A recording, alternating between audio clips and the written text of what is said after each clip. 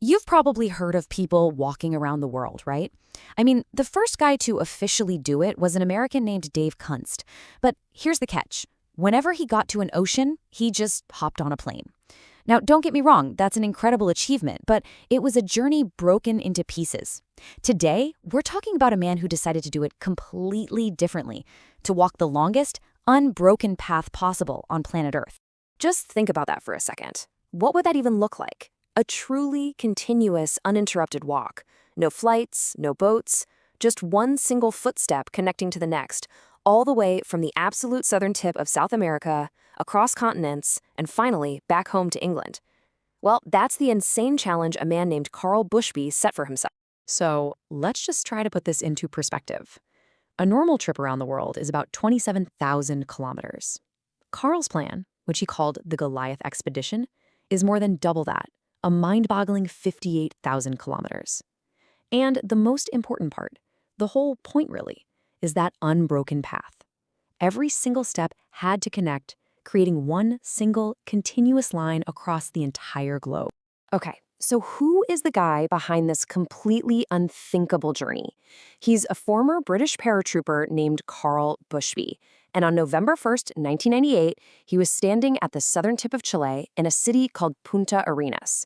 He had just $500 in his pocket when he took his very first step north on a journey he honestly thought would take him about 8 years.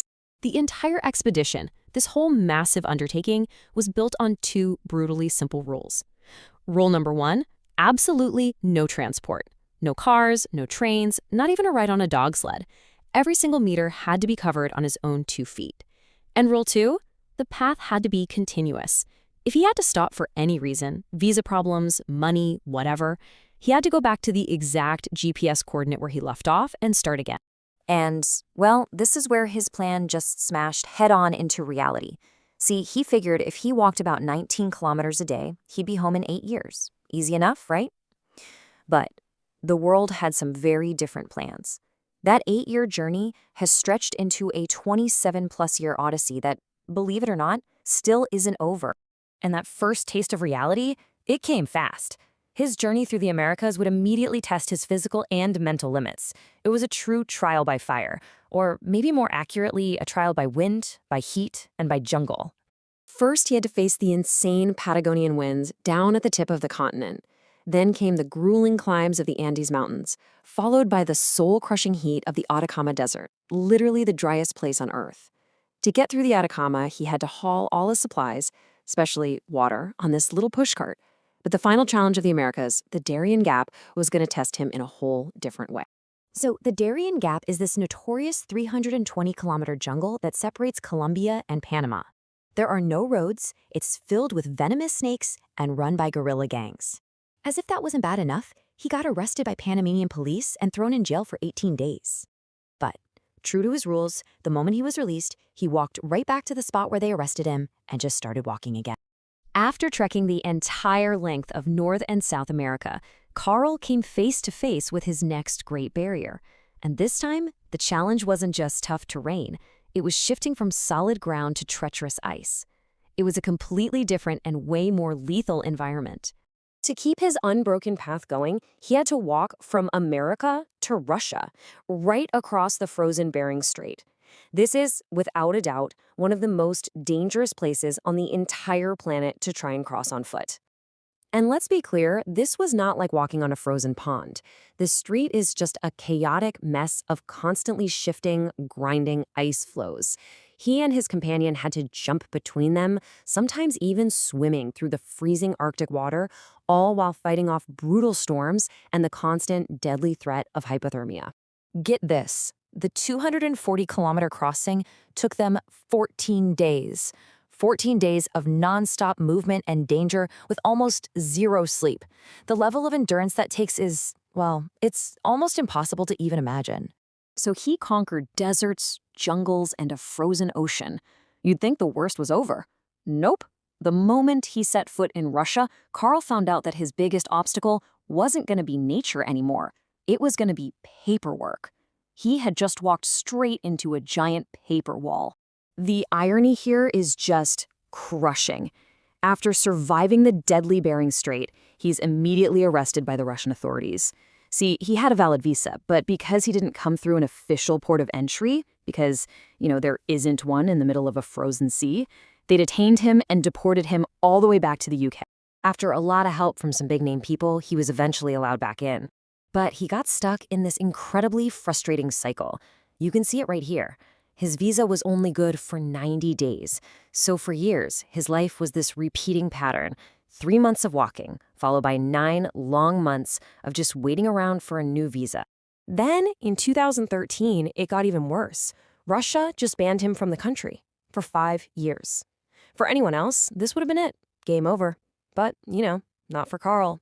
He decided to protest in the only way he knew how. Instead of just waiting it out, he flew to Los Angeles and started walking.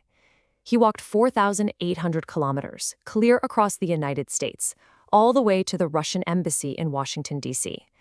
It was this incredible act of protest. And you know what? It actually worked. The media attention was so huge that in 2014, Russia reversed the ban. So, with the Russian nightmare finally behind him, his unbreakable will was tested all over again by the sheer emptiness of Siberia and the deserts of Central Asia. For years, he just kept pushing through some of the most remote places on Earth. But as he got closer to the end of his journey through Asia, the world still wasn't done with him. He hit 2 more massive walls. So, after crossing the massive Gobi Desert, he finds his path is blocked again. He couldn't get a visa to enter Iran, and then the COVID-19 pandemic slammed borders shut all over the world. He was totally stuck in Turkmenistan. The land route was closed. What on earth could he do now? He did something completely and utterly unbelievable. He decided to swim. For 31 days, he swam 288 kilometers right across the Caspian Sea to Azerbaijan, towing all of his supplies behind him in a tiny little kayak. He was swimming for 6 hours every single day. And this quote just sums him up perfectly. He said, "I don't like swimming, but it was necessary." It wasn't about having fun or looking for a thrill. It was just the next logical step he had to take to keep the journey alive. It's that kind of incredible, practical mindset that just defines him. To really get your head around the sheer amount of time, the 27 years he's been on the road, Carl put it best himself. He said, "When I left, Tony Blair was prime minister. The UK has had 5 new prime ministers since. I think I'm going home to a new country." So let's just look at the numbers here. They're staggering. We're talking almost 58,000 kilometers over 27 years through 25 countries, 7 mountain ranges, and 6 deserts. Right now, he has just 3,000 kilometers left to go. But after all the natural disasters and bureaucratic walls he's overcome, there's one final modern roadblock. He needs to get permission to walk through the Channel Tunnel to finally complete his unbroken path home. Carl's journey just completely redefines what we think a human being is capable of. It shows that with enough pure determination, the entire world can actually be walked. And it leaves us with this final thought. We always say that life is about the journey, not the destination. But what happens when the journey itself becomes your entire life? Carl Bushby is still out there walking, and he's showing us the answer, one step at a time.